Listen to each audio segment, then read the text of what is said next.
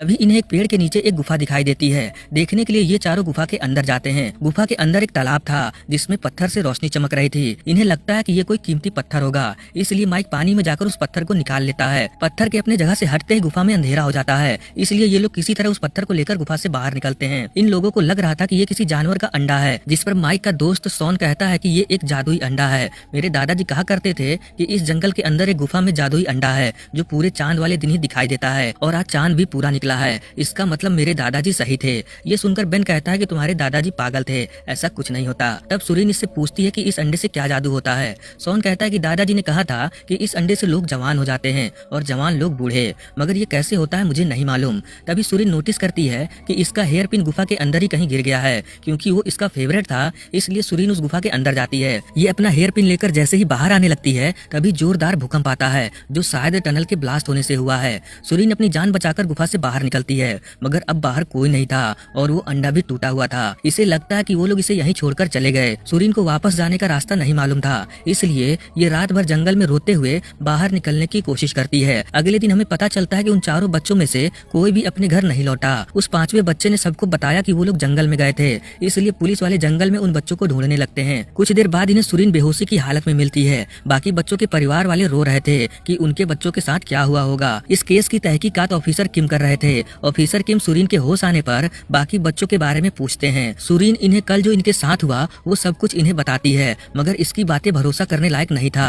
कुछ देर बाद सुरीन सबको उस जगह पर लेकर जाती है जहाँ वो गुफा था, मगर अब ये जगह पूरी तरह से बदल चुकी थी। यहाँ कोई भी गुफा नहीं था। उन बच्चों के परिवार वाले सुरीन पर ही इल्जाम लगाने लगते हैं कि इसी ने कुछ किया होगा। तभी एक ऑफिसर को फोन आता है, जिससे इन्हें पता चलता है कि इन्हें किसी बच्चे की डेड बॉडी मिली है, यानी कि उनमें से एक बच्चा मारा गया जिसका नाम बेन था।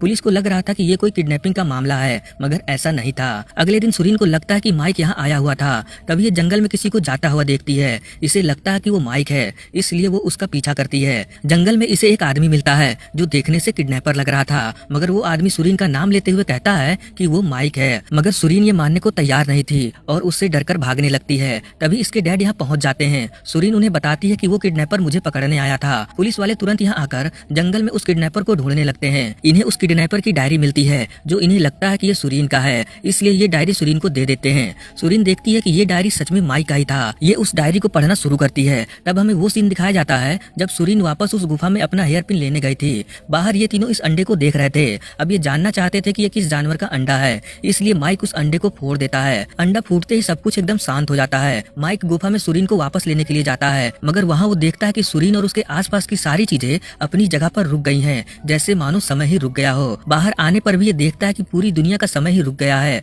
सिर्फ ये तीनों ही हिल डुल सकते थे, बाकी सभी चीजें अपनी जगह पर रुकी हुई थी। ये जानकर ये तीनों बहुत खुश होते हैं, क्योंकि अब ये जो चाहे वो कर सकते थे, इन्हें कोई रोकने वाला नहीं। अब यहाँ न दिन होगी न रात, और ये कब तक चलेगा इन्हें भी नहीं मालूम। ये तीनों कुछ टाइम तो बहुत मस्ती करते हैं, मगर कुछ ही घंटों बाद ये बोर होने लगते हैं। यहाँ पर हमें पता चलता है कि बेन को सांस लेने में परेशानी हो रही है, इसे अस्थमा था। और कुछ देर बाद बेन भी और लोगों की तरह फ्रीज हो जाता है, यानी बेन अब नहीं रहा। ये देखकर शॉन बहुत रोता है। फिर ये दोनों बेन की बॉडी को एक गड्ढा खोदकर उसमें रख देते हैं। इसके बाद धीरे धीरे समय गुजरता है और ये दोनों बड़े हो जाते हैं, यानी कि अब 10 या 12 साल बीत चुके हैं। अभी भी पूरी दुनिया का समय रुका हुआ है। माइक को याद आता है कि इसके दादाजी ने कहा था कि जब हम बड़े हो जाएंगे तब समय नॉर्मल हो जाएगा, और अब ये दोनों बड़े हो चुके हैं, यानी कि जल्द ही सब कुछ ठीक होने वाला है। ये जानकर माइक और शॉन बहुत खुश होते हैं, मगर कुछ टाइम बीतने के बाद भी ये समय नॉर्मल नहीं होता। माइक इस जिंदगी से बहुत बोर हो चुका था, इसलिए ये चिल्ला चिल्ला कर रोने लगता है। शॉन इसको रोता हुआ देखकर समझ जाता है कि अब ये सब नॉर्मल नहीं होगा और ये जल्दी पागल हो जाएंगे।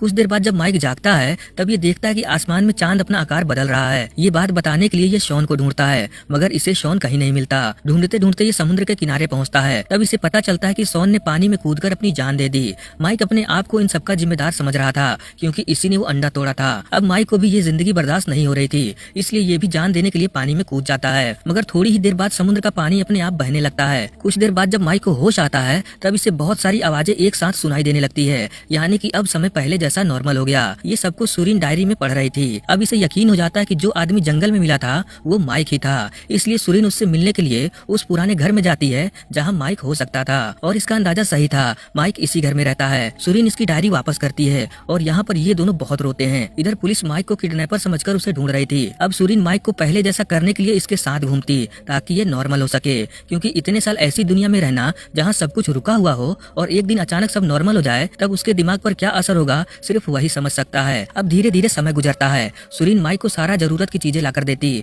और ज्यादातर माइक के साथ ही रहती थी। एक दिन ये माइक के उस पांचवें दोस्त को बताती है कि माइक जिंदा है और वो तुमसे मिलना चाहता है, मगर वो इसकी बात नहीं मानता और अपनी फैमिली को सुरीन की शिकायत कर देता है, जिस पर उसके फैमिली वाले सुरीन के डैड पर गुस्सा होते हैं कि वो अपनी बेटी को हमारे बच्चों से दूर रखे। ये सब होने के बाद सुरीन के डैड इसको कमरे में लॉक कर देते हैं ताकि ये घर से बाहर न जा सके। इधर माइक अपने अनाथालय में आकर यहाँ की मॉम से मिलकर उन्हें सारी बात बताता है, मगर वो भी इसकी बातों पर भरोसा नहीं करती। इस तरफ सुरीन के डैड उसका मोबाइल चेक करते हैं जिसमें इन्हें जंगल के घर की तस्वीरें मिलती हैं, जिसमें माइक भी था।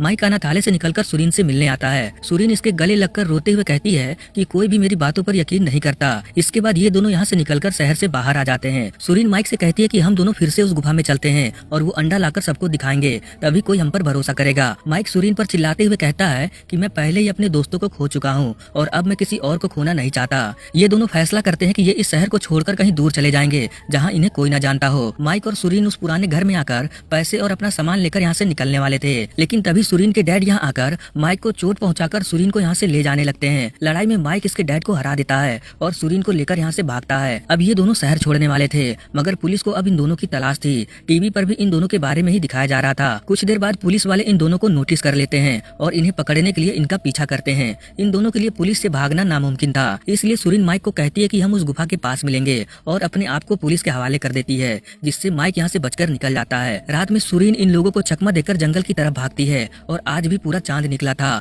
ये तुरंत उस गुफा में जाकर उस अंडे को बाहर निकालती है। साथ साथ यहाँ पुलिस वाले भी इसका पीछा करते हुए आ गए थे, जो इसे जंगलों में ढूंढ रहे थे। तब तक यहाँ माइक भी पहुंच जाता है। सुरीन माइक से कहती है कि हम इस अंडे को सबके सामने तोड़ेंगे ताकि सबको हमारी बातों पर यकीन हो सके, मगर माइक ऐसा नहीं चाहता था। ये सुरीन से कहता है कि पुलिस मुझे किडनैपर समझ रही है और उन्हें लगता है कि मैंने ही उन बच्चों को मारा है, इसलिए मैं अपने आप को पुलिस के हवाले कर दूंगा, जिससे तुमको ये सब करने की जरूरत नहीं पड़ेगी। तभी यहाँ पुलिस वाले भी पहुंच जाते हैं। ये माइक को गन पॉइंट पर लेकर सुरीन को वापस करने के लिए कहते हैं। सुरीन इन लोगों से रोते हुए कहती है कि इसे गोली मत मारना, प्लीज हमारी बातों पर यकीन करो। लेकिन तभी पीछे से एक ऑफिसर आकर माइक को पकड़ लेता है और हाथापाई में सुरीन पहाड़ से गिरने लगती है, जिसे बचाने के चक्कर में ऑफिसर किम भी पहाड़ से गिरकर लटक जाता है। माइक पहाड़ से उतरकर इन्हें बचाने के लिए जाता है, मगर ये उन तक पहुंच नहीं पाता। अब कुछ ही देर में ऑफिसर और सुरीन पहाड़ से नीचे गिरने वाले थे और जैसे ही ऑफिसर का हाथ छूटता है तब वो दोनों नीचे गिरने लगते हैं। लेकिन तभी हम देखते हैं कि समय फिर से रुक गया, यानी कि माइक ने वो अंडा फिर से तोड़ दिया। सुरीन को जब होश आता है तब ये और ऑफिसर किम समुद्र किनारे सही सलामत थे।